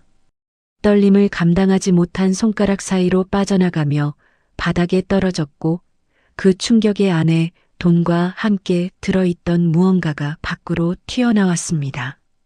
작은 종이 한 장과 손바닥만 한 낡은 공책 하나. 종이가 바닥에 닿으며 사각거리는 소리가 났습니다. 진혁이 시선을 내렸습니다. 바닥에 엎어져 떨어진 종이는 사진이었습니다. 한때는 하했을 이나지가 세월에 누렇게 발해 있었고 모서리가 달아 보풀이 일어나 있었습니다. 누군가 수백 번은 만졌을 흔적이었습니다. 진혁이 허리를 굽혀 그 사진을 집어들었습니다. 초음파 사진이었습니다. 화면 안에 2개의 작은 형체가 나란히 찍혀 있었습니다. 콩알보다 작은 두 생명, 아직 팔다리의 형태도 잡히지 않은 초기배아 2개가 검은 화면 속에서 하얗게 빛나고 있었습니다. 사진 하단에 인쇄된 날짜가 진혁의 동공 안으로 파고들었습니다. 3년 전, 수연이 떠나기 직전의 날짜였습니다. 진혁의 시선이 사진에서 멈춘 채 움직이지 않았습니다. 2개의 형체, 쌍둥이. 3년 전. 머릿속에서 무언가가 맞물리려 했지만 아직은 완전한 그림이 되지 못하고 톱니바퀴가 헛도는 것처럼 어긋나고 있었습니다. 진혁의 입술이 달싹거렸지만 어떤 말도 형태를 갖추지 못한 채 입안에서 부서졌습니다. 그때 진혁의 시선이 사진 옆에 떨어진 공책으로 옮겨갔습니다. 표지가 너덜너덜한 작은 공책이었습니다. 한때 분홍색이었을 표지가 퇴색되어 거의 회색에 가까웠고 귀퉁이는 접히고 찢겨져 있었습니다. 공책이 바닥에 떨어지면서 펼쳐져 있었는데 안쪽 페이지를 빼곡히 채운 글씨가 보였습니다. 수연의 글씨였습니다. 진혁은 그 글씨체를 잊은 적이 없었습니다. 3년간 잊으려 해도 잊어지지 않았던 글씨체. 수연만의 손글씨. 장을 보고 돌아와 냉장고에 붙여놓던 메모의 글씨, 생일마다 편지를 써서 베개 밑에 넣어두던 글씨. 그 글씨가 이 낡은 공책을 가득 채우고 있었습니다. 진혁이 공책을 집어들었습니다. 뒤에서 수연이 몸을 일으키려 발버둥 쳤습니다. 하지만 기어오다 쓰러지기를 반복하던 수연의 몸에는 더 이상 힘이 남아있지 않았고 바닥에 엎어진 채 손만 허공으로 뻗었다 떨어졌습니다. 진혁은 펼쳐진 첫 페이지를 읽기 시작했습니다. 여보. 그 두 글자를 읽는 순간 진혁의 눈동자가 미세하게 흔들렸습니다. 여보. 이 여자가 자기를 그렇게 불렀다는 사실을 머리가 아닌 가슴이 먼저 기억해냈습니다. 여보, 오늘 병원에 갔다 왔어.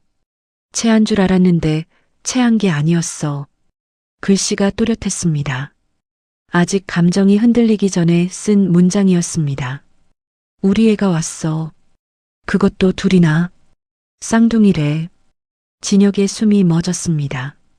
초음파에서 심장 소리가 들렸어. 콩닥콩닥, 콩닥콩닥. 두 개가 동시에 뛰고 있었어. 나는 진료실에서 혼자 펑펑 울었어. 기뻐서 운 거야. 우리가 그렇게 보고 싶었던 아이가 이번에는 둘이나 와줬으니까. 진혁의 손가락이 공책 위에서 멈췄습니다. 심장이 갈비뼈를 때리는 소리가 제 귀에 들릴 만큼 크게 울렸습니다. 그런데 여보, 하늘이 또 우리한테 장난을 쳐. 글씨가 여기서부터 흔들리기 시작했습니다. 글자 위에 동그란 얼룩이 여러 개 찍혀 있었는데 눈물이 떨어진 자국이었습니다. 잉크가 번져 글자에 윤곽이 퍼져 있는 곳도 있었습니다. 의사 선생님이 그러는데 내 몸이 너무 약해서 이대로 두면 아이들도 나도 위험하대. 당장 입원해서 수술하고 달수를 채울 때까지 누워 있어야 한대. 진혁이 페이지를 넘겼습니다. 손가락이 종이 위에서 미끄러질 만큼 떨리고 있었습니다. 근데 병원비가 너무 비싸. 그 한 줄 아래로 한참 동안 빈 공간이 있었습니다. 수연이 이 문장을 쓰고 한동안 다음 글자를 적지 못했다는 뜻이었습니다. 빈 공간 아래에 눈물 자국이 더 진해진 글씨가 이어졌습니다. 당신이 피 흘려 모은 돈. 당신이 새벽마다 공사장에서 벽돌 나르고 밤마다 눈 비비면서 코딩해서 점퍼 하나 안 사입고 모은 돈. 나는 그걸 알아. 그 돈 한 장 한 장에 당신 땀방울이 얼마나 많이 묻어 있는지 나는 다 알아. 진혁의 시야가 흐려지기 시작했습니다. 글자가 물에 잠긴 것처럼 일렁거렸고 그것이 자기 눈에 차오른 물 때문이라는 걸 깨닫는데 몇 초가 걸렸습니다. 당신이 이 사실을 알면 어떻게 할지 나는 너무 잘 알아. 가게 포기하고 그 500만 원 병원비로 낼 거잖아. 그리고 또 공사장 가고 또 라면 먹고 또 내 수발 들면서 몇 년을 보내겠지. 서울도 안 가고 가게도 없이 빈 통장 들고. 당신은 그런 사람이니까. 내가 아프다 하면 세상을 다 내려놓는 사람이니까. 그게 당신이라는 걸 나는 알아. 그래서 나는 당신한테 말을 못하겠어. 페이지를 넘겼습니다. 진혁의 손가락에 힘이 없어서 종이가 2장이 한꺼번에 넘어갔고 떨리는 손으로 한 장을 되돌려 폈습니다. 당신은 이런 좁은 동네에 갇혀서 썩을 사람이 아니야. 서울에서 보낸 그 제안서 당신이 버렸을 때 나는 알았어. 이 사람은 나 때문에 평생 여기 묶여서 날개를 접고 살 거라는 걸. 나라는 사람이 이 사람 발목에 매달린 쇠사슬이라는 걸. 그래서 내가 그 쇠사슬을 끊기로 했어. 진혁의 눈에서 눈물 한 방울이 떨어져 공책 위에 얼룩을 만들었습니다. 3년 전 수연의 눈물 위에 지금 진혁의 눈물이 겹쳐 떨어진 것입니다. 내가 독한 년이 될게. 돈 훔쳐서 딴 남자한테 도망간 나쁜 년이 될게. 그래야 당신이 나한테 미련 안 남기고 서울로 가잖아. 당신은 착해서 내가 불쌍하면 절대 안 가. 나를 미워해야만 가. 그러니까 내가 당신이 세상에서 제일 미워할 짓을 할게. 500만 원 가지고 갈 거야. 하지만 여보, 이것만은 알아줘. 나는 이 돈 절대 안 써. 진혁의 호흡이 무너졌습니다. 들이쉬는 숨과 내쉬는 숨의 간격이 불규칙해지더니 어깨가 한번 크게 떨렸습니다. 이 돈은 당신 거야. 당신 땀이고 당신 피야. 내가 아무리 배가 고파도 아이들이 아무리 울어도 나는 이 돈에 손 안 대. 이건 당신이 서울에서 혹시라도 실패하고 밥 굶을 때 그때 내가 찾아가서 주려고 지키고 있는 거야. 당신이 다시 일어설 수 있게 당신 마지막 안전망으로 내가 품고 있을게. 그러니까 당신은 서울 가서 꿈 펼쳐. 뒤돌아보지 마. 나쁜 나는 절대 생각하지 마. 그냥 앞만 보고 가. 페이지가 넘어갔습니다. 마지막 페이지였습니다. 글씨가 거의 알아볼 수 없을 만큼 흔들리고 있었고 종이 전체가 눈물 얼룩으로 울퉁불퉁하게 불어 있었습니다. 여보, 미안해. 이런 식으로밖에 당신을 사랑할 줄 모르는 내가 미안해. 다음 생에는 내가 부자로 태어날게. 그래서 당신한테 아무것도 포기 안 시키고 아무것도 뺏지 않고 그냥 편하게 사랑할게. 이번 생은 미안해.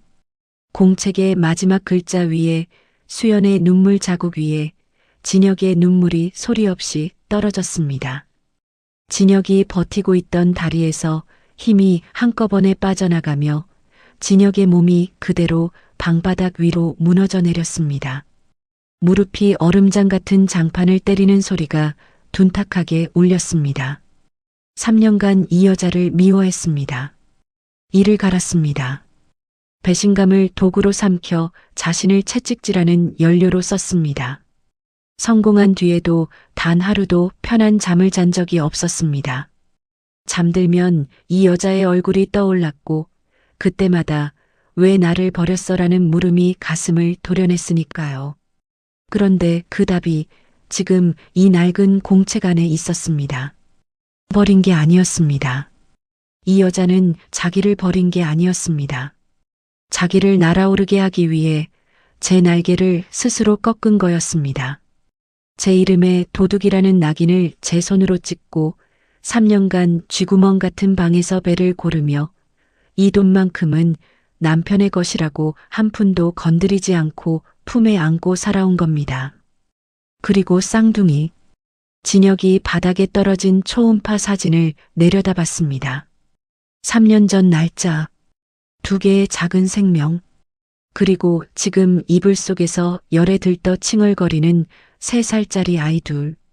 시간이 맞았습니다. 수연이 떠나기 직전에 찍은 초음파.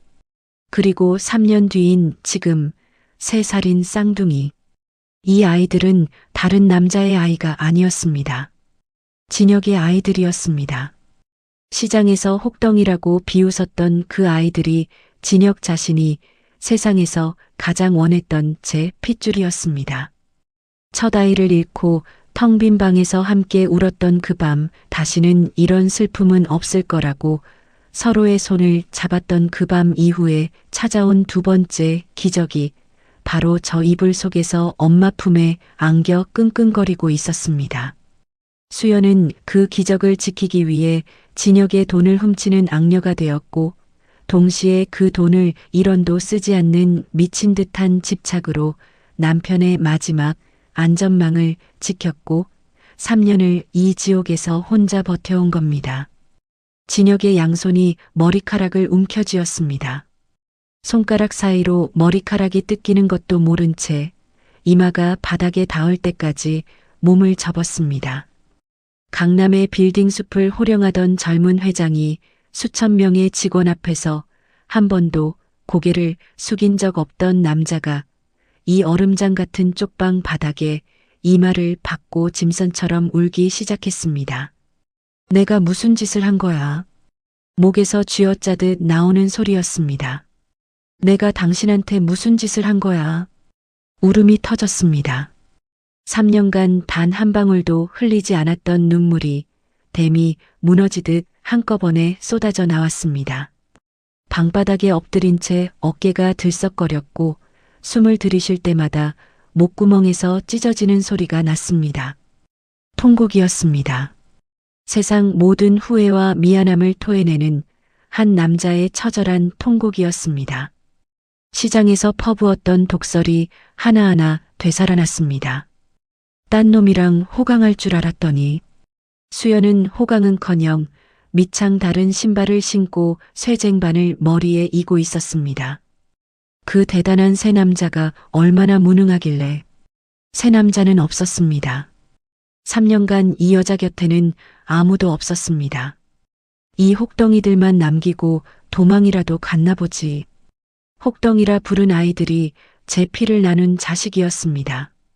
한마디 한마디가 못이 되어 가슴에 박혔습니다.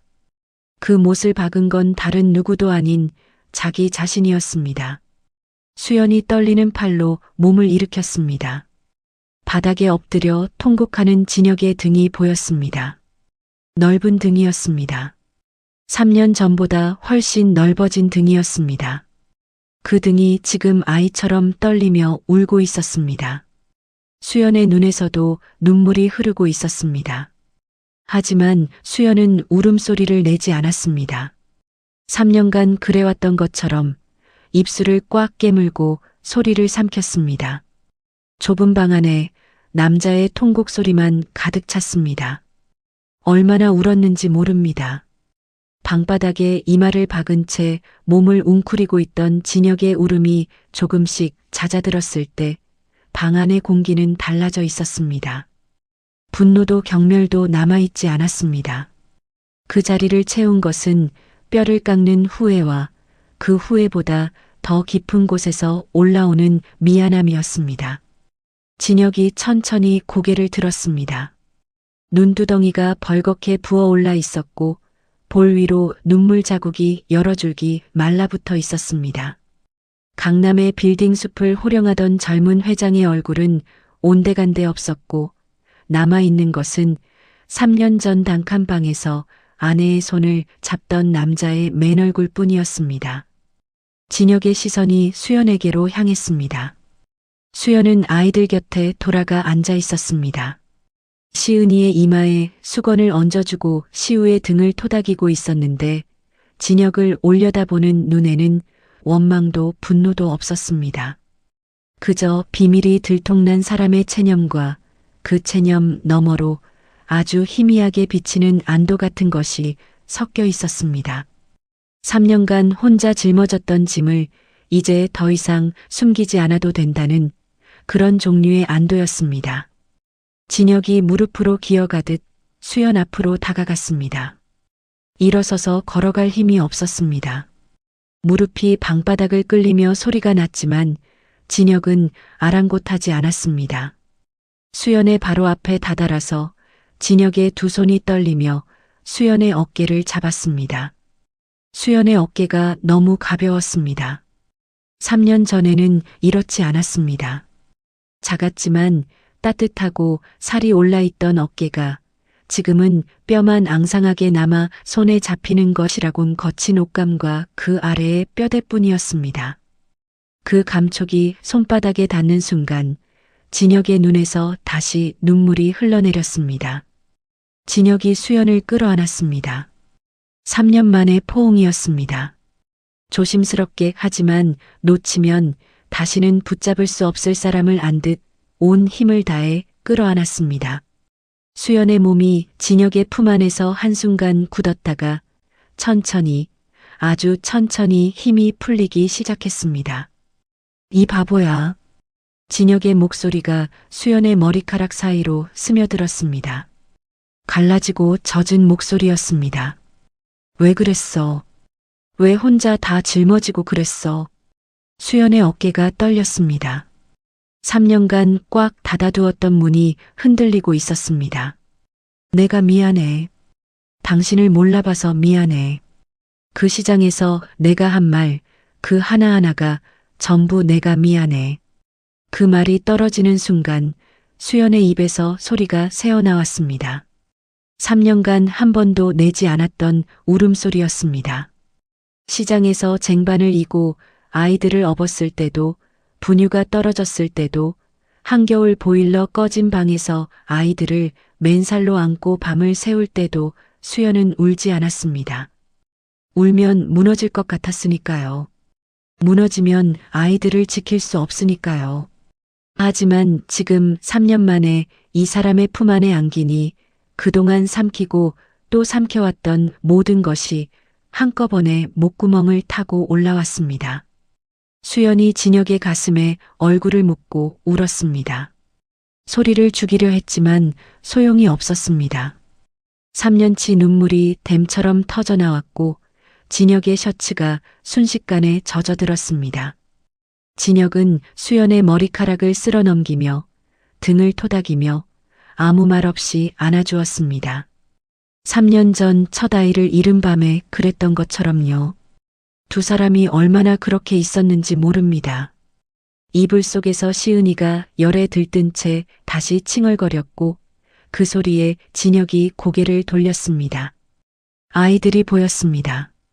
이불 밖으로 삐져나온 시은이의 작은 손, 엄마 옷자락을 꼭 쥔 시우의 손가락, 아까까지 혹덩이라 불렀던 다른 남자의 핏줄이라 이를 갈았던 바로 제 아이들이었습니다.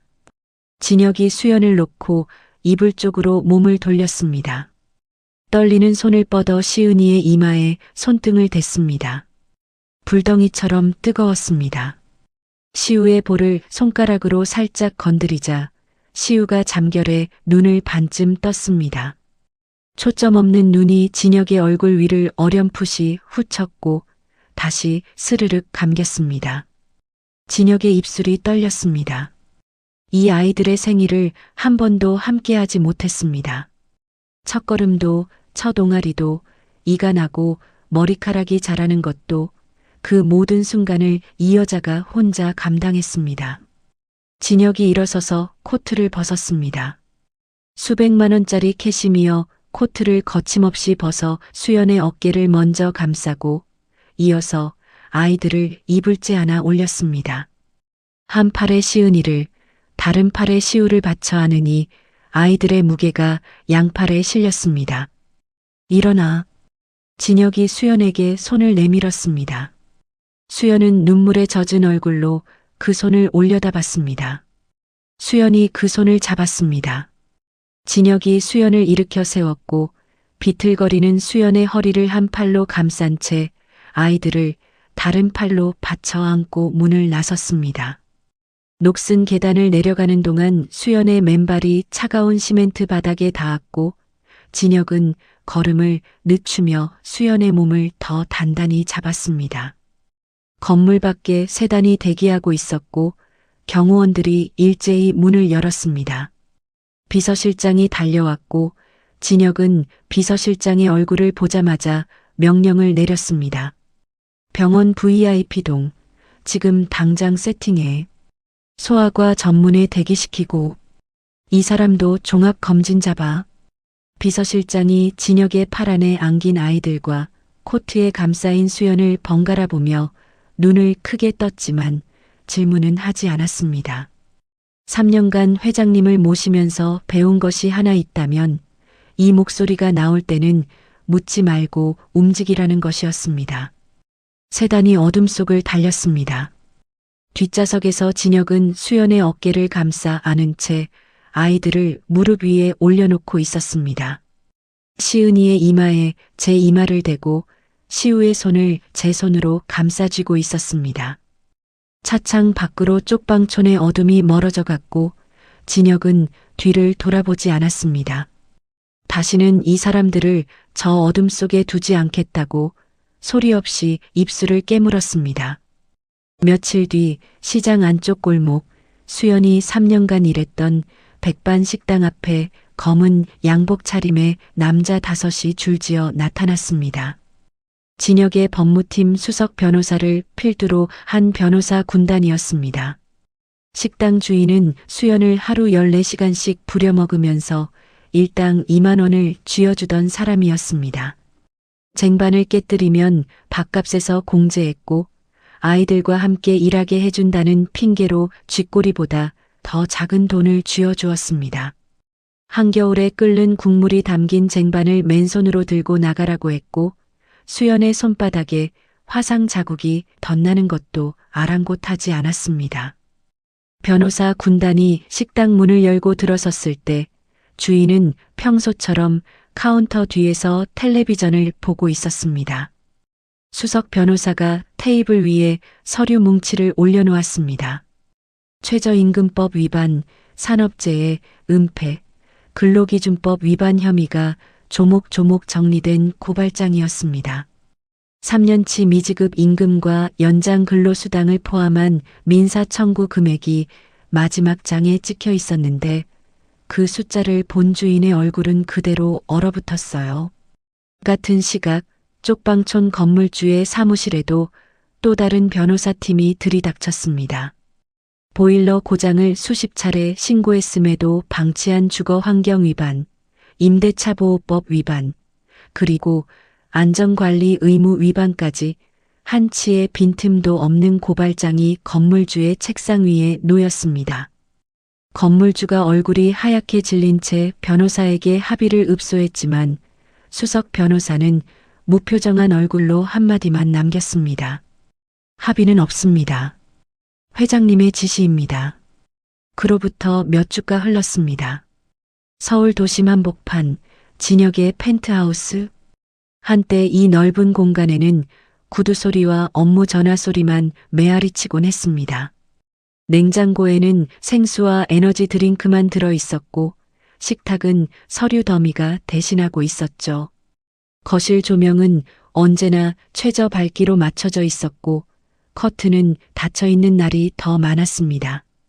사람이 사는 곳이라기보다 잠만 자러 오는 곳에 가까웠습니다. 지금은 달랐습니다.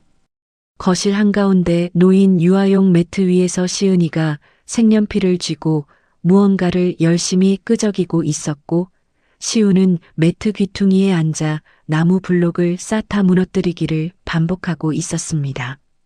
볼에 살이 올라 복숭아처럼 통통해진 두 아이의 얼굴은 몇 주 전 그쪽 방에서 열에 시달리던 모습과는 전혀 달라져 있었습니다.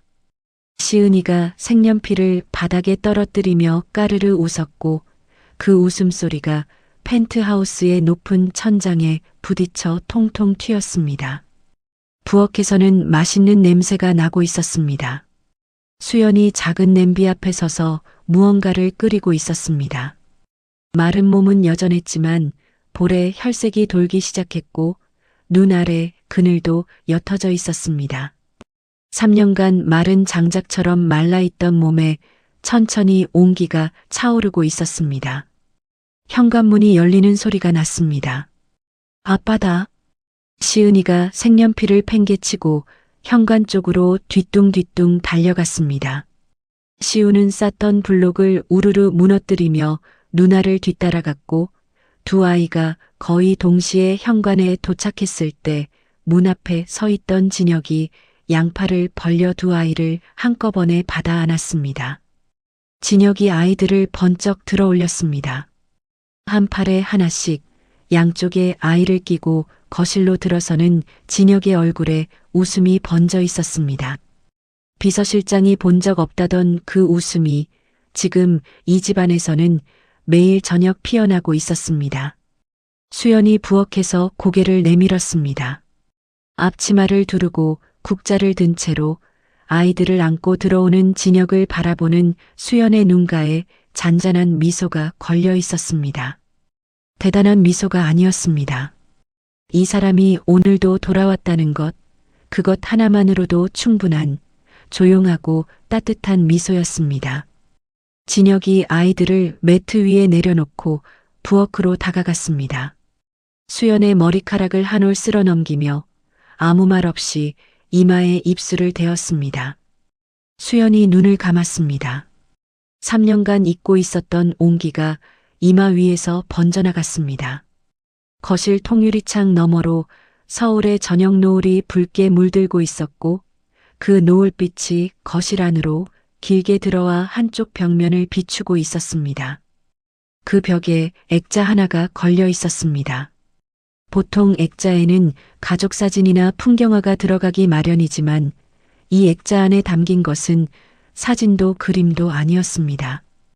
가장자리가 누렇게 바래고 먼지가 앉은 자국이 남아있는 낡은 5만원권 지폐 뭉치, 은행 띠지가 뜯기지 않은 채 고스란히 남아있었고 띠지 위에 파란 볼펜으로 적힌 500이라는 글씨가 아직도 선명했습니다.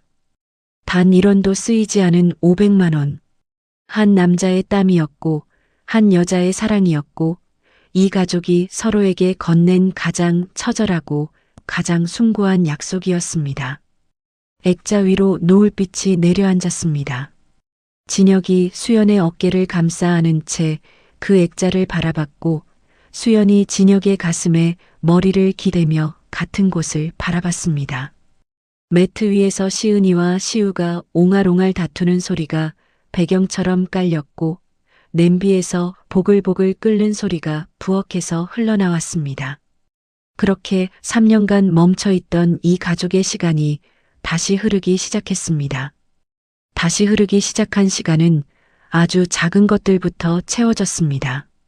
처음 며칠간 수연은 펜트하우스 안에서 어쩔 줄을 몰랐습니다. 맨발로 거실 바닥을 밟으면 바닥 난방의 온기가 발바닥을 타고 올라왔는데 그 감촉이 낯설어서 자꾸만 발을 들었다 내렸다 했습니다. 3년간 얼음장 같은 장판 위에서 살았던 몸이 따뜻한 바닥을 적응하는 데에도 시간이 필요했던 겁니다. 진혁은 그런 수연을 말없이 지켜보다가 슬쩍 다가가 수연의 손을 잡아 소파에 앉혔습니다. 괜찮아. 여기가 이제 당신 집이야. 그 한마디에 수연의 눈시울이 붉어졌습니다.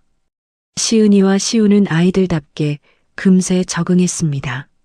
넓은 거실이 놀이터가 되었고 처음 보는 장난감 앞에서 눈이 휘둥그레진 두 아이가 이것저것 만지며 까르르 웃는 소리가 하루 종일 펜트하우스 안을 가득 채웠습니다. 시은이는 진혁의 구두를 신고 거실을 뒤뚱뒤뚱 돌아다녔고 시우는 진혁의 넥타이를 목에 두르고 아빠라며 거울 앞에서 뽐내는 신용을 했습니다. 아빠. 그 단어를 시우가 처음 입에 올렸을 때 진혁은 부엌에서 물컵을 들고 있다가 그 자리에 얼어붙었습니다. 3살이 되도록 한 번도 아빠라는 말을 불러본 적 없던 아이가 텔레비전에서 아빠라는 단어를 배워 진혁을 올려다보며 아빠라고 물었을 때 진혁의 눈에서 또 눈물이 났습니다.